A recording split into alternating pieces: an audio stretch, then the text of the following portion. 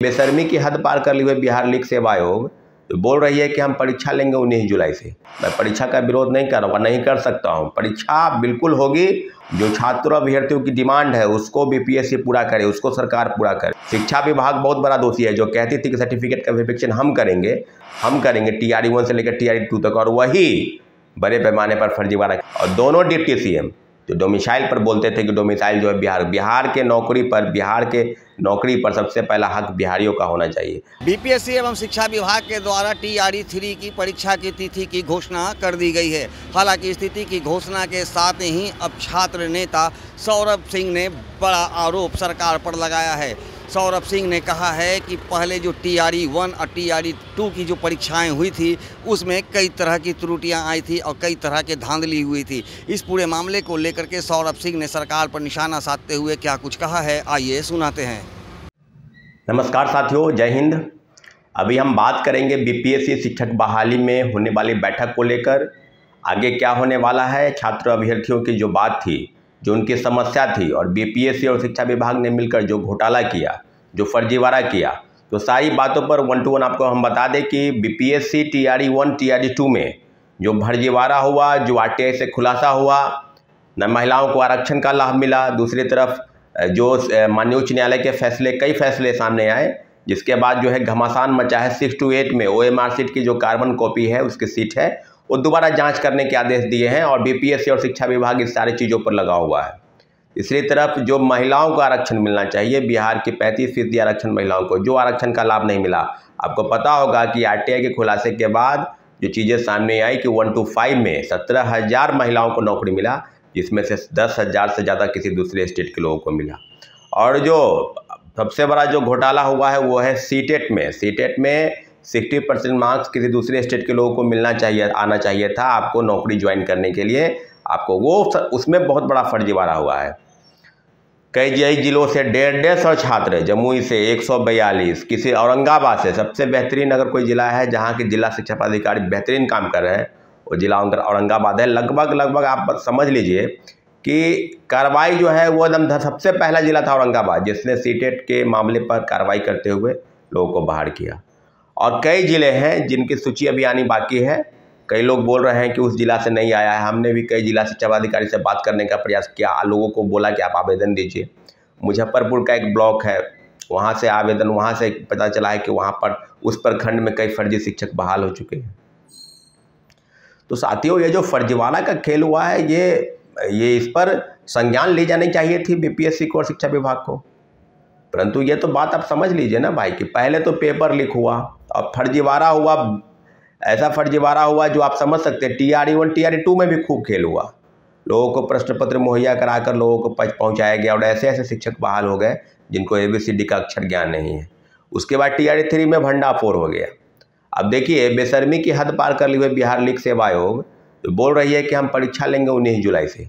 पहले आप बोलते थे कि हम एग्जामिनेशन लेंगे जून के फर्स्ट वीक में ले लेंगे, उसके बाद जून के लास्ट वीक में ले लेंगे, उसके बाद जुलाई फर्स्ट वीक में ले लेंगे, अब जुलाई लास्ट वीक में ले जा रहे हैं। अरे भाई, तो आपने आर्थिक अपराध इकाई की जो बात थी, आर्थिक अपराध इकाई ने आपसे पूछा, 3 नोटिस भेजा कि क्या बीपीएससी के अधिकारियों और कर्मचारियों की भूमिका नहीं है, क्योंकि हजारीबाग से जो प्रश्न पत्र लोगों से मुहैया कराए गए, हजारीबाग से जो गिरफ्तारी हुई 270 लोगों की, उनको आप चिन्हित नहीं किए, उनको आप दीवार नहीं किए, उसको आप प्रतिबंधित नहीं किए, उसका तो कोई लिस्ट नहीं बीपीएससी निकाला। और परीक्षा लेने में इतनी हड़बड़ी। मैं परीक्षा का विरोध नहीं कर रहा, नहीं कर सकता हूँ। परीक्षा बिल्कुल होगी, और परीक्षा होने के पहले जो छात्र अभ्यर्थियों की डिमांड है उसको बीपीएससी पूरा करे, उसको सरकार पूरा करे। डोमिसाइल नीति कैसे लागू होनी नहीं चाहिए थी, डोमिसाइल नीति पर सरकार को जवाब देना होगा। RTI से खुलासा जो हुआ है फर्जीवाड़ा का, जिसमें महिलाओं को आरक्षण नहीं मिला, दिव्यांग हमारे भाई बहन, उनके साथ धोखा हुआ है। 4% आरक्षण जो लाभ है बिहार के लोगों को मिलना चाहिए, और किसी दूसरे स्टेट के जो विकलांग अभ्यर्थी हैं, वो विकलांग अभ्यर्थी अनरिजर्व कोटा में आएंगे, उसको विकलांगता का लाभ दिया गया, उसको विकलांगता के छूट के आधार पर नौकरी दी गई। क्या इस तरह का फर्जीवाड़ा? और एक आपको याद होगा कि दिव्यांग जब प्रोटेस्ट करने गए थे, जब हम लोग साथ में वहाँ पहुँचे तो उनके साथ अभद्र व्यवहार किया गया, लोगों को दौड़ाया गया, धमकाया गया। तो बीपीएससी चेयरमैन तो अब रवि परमार मनु भाई को तो पता ही नहीं है शायद कि क्या हो रहा है बीपीएससी में। हम लोगों ने आवेदन तैयार कराया है, और हम लोग आवेदन के माध्यम से 15 तारीख के बाद अभी जो बैठक होगी 14 को, उसमें आप लोग जाइए। बैठक जो है यूथ क्लब में रखी गई है, मौर्य होटल के जस्ट बगल में, दूरदर्शन केंद्र जो है उसके सामने पटना यूथ क्लब है, वहाँ पर आप जाइए। हमारे साथी अमित विक्रम भाई बैठक बुलाए हैं, आप बैठक में जा सकते हैं, जाइए। और 1 to 5 यानी जो भी 1 नंबर 2 नंबर से आपको जो आपको मार्क्स कम गए हैं TRE1 TRE2 में, वो सब मामलों पर आप लेकर वहाँ पर संज्ञान जो भी होगा आप उसको समझ सकते हैं। लेकिन जो आवेदन तैयार हो रहा है वो आवेदन सरकार के समक्ष इसलिए जाना चाहिए कि RTI के खुलासे के बाद आरक्षण का पालन नहीं हुआ, जो फर्जीवाड़ा का खेल हुआ उसमें कितने लोगों को नौकरी मिली, और पूरा जो भरपाई है, पूरा जो खेल है वो BPSC के पूर्व चेयरमैन के नाक के नीचे हुआ, उनके रहते हुआ, उनके द्वारा हुआ, उनके षड्यंत्र के नीति की वजह से हुआ। और BPSC के पूर्व चेयरमैन नहीं, शिक्षा विभाग बहुत बड़ा दोषी है, जो कहती थी कि सर्टिफिकेट का वेरिफिकेशन हम करेंगे TRE1 से लेकर TRE2 तक, और वही बड़े पैमाने पर फर्जीवाड़ा किया। और आज बहाली, आपको याद होगा इसके पहले माननीय उच्च न्यायालय ने स्पष्ट कहा था, छठे चरण में लगभग 70,000 लोगों का फोल्डर गायब है। जो हलफनामा माननीय उच्च न्यायालय में बिहार सरकार की तरफ से दिया गया, उसमें बताया गया है कि फोल्डर गायब है, फाइलें जल गई। आपको याद होगा इसके पहले सचिवालय में आग लगी थी। तो बहाली की प्रक्रिया आप किस प्रकार से कर रहे हैं? रिवाइज रिजल्ट, सप्लीमेंट्री रिजल्ट के लिए लगातार प्रोटेस्ट हुआ। प्रोटेस्ट से कुछ बहुत विशेष फायदा नहीं हुआ। हाँ, TRE1 में ये हुआ कि हम लोगों ने डिमांड किया तो 2773 लोगों का रिजल्ट आया। TRE2 में 14,700 की सूची भेजी गई थी शिक्षा विभाग से, और BPSC ने कहा, BPSC के चेयरमैन ट्वीट करते थे कि हम तैयारी कर रहे हैं सप्लीमेंट्री रिजल्ट का, और हम लोग इंतजार करते रह गए, 1 महीना रिजल्ट नहीं आया। तो ये तो इस प्रकार का षड्यंत्र करते हैं कि कोई कुछ किसी को पता नहीं है और लगातार विरोध हो रहा है। तो साथियों, आप बैठक 14 तारीख को बैठक में जाइए, और अगली जो बैठक बुलाई जाएगी वो बैठक होगी छात्रों अभ्यर्थी। उसके पहले एक आवेदन जो है हम BPSC, शिक्षा विभाग सब जगह जमा करा देते हैं।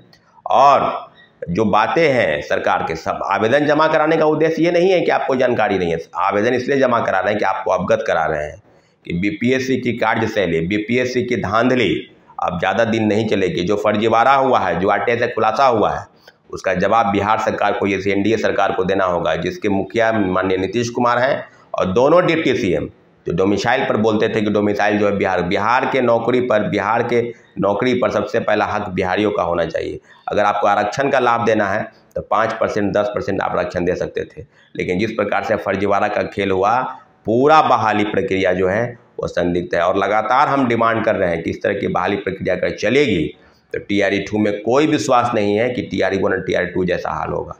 इसलिए साथियों, जो प्रोटेस्ट होगा, जो बैठक होगी, उसमें बढ़ चढ़ के हिस्सा लेना। अब गर्मी का बहाना बनाना है, ये सब चीज़ छोड़ दीजिएगा आप। गर्मी का बहाना, गर्मी सबको लगता है, इसलिए प्लीज़ आप बैठक जब होगी आप आना है, प्रोटेस्ट जब होगी आपको करना है। ठीक है साथियों, हमारे चैनल को अपने सब्सक्राइब नहीं किया तो प्लीज़ सब्सक्राइब कर दें। और बैठक की तिथि जो है वो आपको हम बता देंगे कि बैठक कहाँ होगी, लेकिन अभी आवेदन तैयार हो गए हैं। आवेदन BPSC और शिक्षा विभाग को दिया जाएगा, और उसके पहले जो है 14 तारीख के दिन बैठक है, उसमें आप बैठक में शामिल होइए, फिर आगे की बात होगी क्या करना है। ठीक है साथियों, धन्यवाद, जय हिंद। जैसा कि आपने सुना, सौरभ सिंह ने साफ कहा है, TRE1 और TRE2 की जो परीक्षाएं हुई थी उसमें किसी भी तरह की महिला आरक्षण की बात नहीं की गई थी, लेकिन TRE3 की जो परीक्षा होनी है, जो कि 19 जुलाई को होना है, तय हुआ है, उससे पूर्व सरकार से उन्होंने महिला आरक्षण की बात की है। इसके साथ ही उन्होंने डोमिसाइल नीति पर भी सवाल उठाए हैं। उन्होंने कहा है कि आज जो TRE1 और TRE2 की परीक्षा में जो भी सफल अभ्यर्थी हुए, जो शिक्षक हुए हैं, उनमें बड़ी संख्या अपने राज्य से बाहर के राज्यों की है। ऐसे में उन्होंने सरकार से मांग की है कि उस तरह का कदाचार अब ना हो, और इसके साथ ही BPSC परीक्षा प्रश्न पत्र लीक मामले में जो SIT के द्वारा जो 270 लोगों की गिरफ्तारी हुई थी, वो भी मामला अब ठंडा हो चुका है। उस मामले में भी कार्रवाई करने की मांग की है। अब देखना यह है कि जिस तरह से एक छात्र नेता सौरभ सिंह ने सरकार को घेरते हुए ये मांग की है कि अब इस बार डोमिसाइल नीति लागू होनी चाहिए, इस परीक्षा में डोमिसाइल नीति लागू होनी चाहिए, और महिला आरक्षण को भी लागू करना सरकार की प्राथमिकता होनी चाहिए। अन्यथा जो छात्र हैं उनका भविष्य अधर में चला जाएगा, और इसके खिलाफ अब छात्र एकजुट होंगे और एक बड़ा आंदोलन कर सकते हैं। सहयोगी ऋतिक के साथ ज्ञानेंद्र वर्मा, दर्शन न्यूज, पटना।